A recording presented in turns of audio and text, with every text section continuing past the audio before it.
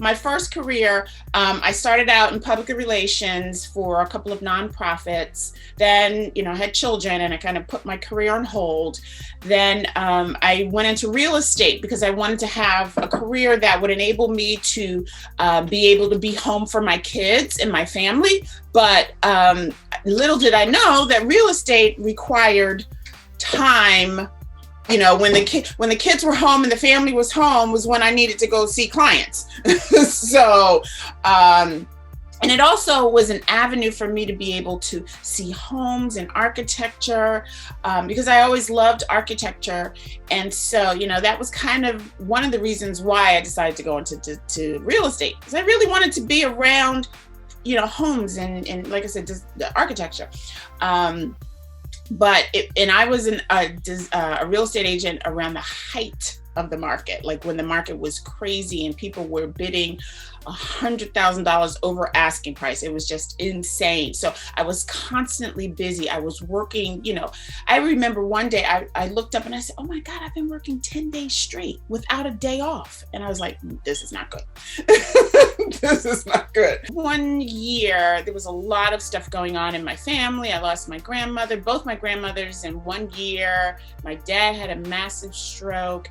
And I realized life is just too short and you've gotta do what makes you happy. And I had a conversation with my husband and he was like, you know what? You've always exhibited great skills. The house looks beautiful. And I said, yeah, but you know what? I really want to hone that. And so he said, well, I want to go back to school. And he was like, great, do it. So I went back to school and got my degree, and I've been doing it ever since. And I'm just, I've made more money before, quite honest, but I'm so happy every morning when I get up to go to work. I love what I do, so that, and I think that's paramount, just being able to say that I am happy going to work every day. I'm still kind of a real estate geek, so I kind of keep up with what's going on in the real estate world. But it was a fun time. I learned a lot about myself professionally. When I was doing real estate, I learned that I have a lot more patience than I thought I had, because you have to understand that people are probably making the biggest purchase of their lives, and they have maybe their own little idiosyncrasies or what they think that their home should be. And you have to tell them, I understand that, but that's not there. That's not out there. And when you're in a market like where we were, where the real estate prices were exorbitant and, there were 10 and 20 bids on a house, you have to kind of get your clients to understand, you're not going to get that picture perfect house. You may have to settle for a little bit. And so I had to learn patience, and I had to learn how to, just be a better salesman, honestly. And a lot of that has kind of translated into my interior design career, because I have to sell my vision for a client space. Most of my clients are single female professionals who have, I guess you could say, have a decent amount of disposable income to spend on a designer, who have a more modern style. And it's funny that I say my modern, because a lot of times people say, oh, I like modern. And then when you kind of hone in and qualify them, they're like, you're not really modern. So that's a fun part of trying to get people to understand what their style is.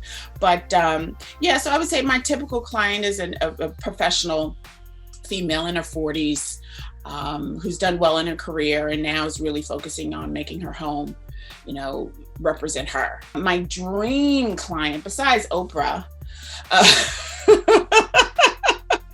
my dream client would be someone who is building a beach house. Maybe a 3,000 square foot beach house. That would be my dream client. I focus my business mainly on kitchens and baths. That is my sweet spot. although I've done other spaces, I enjoy construction. I do. I'm a construction nerd. Again, I think it goes back to that love of architecture and real estate. I love construction. So when you're doing a bathroom and you're doing a kitchen, you get to gut it. Most times you get to gut it and see how the space starts to transform. And that's why I love it. And those are also the most functional spaces in a home. Those are the spaces that people need the most, honestly. So to be able to give them, a space that they can utilize every single day is what I enjoy.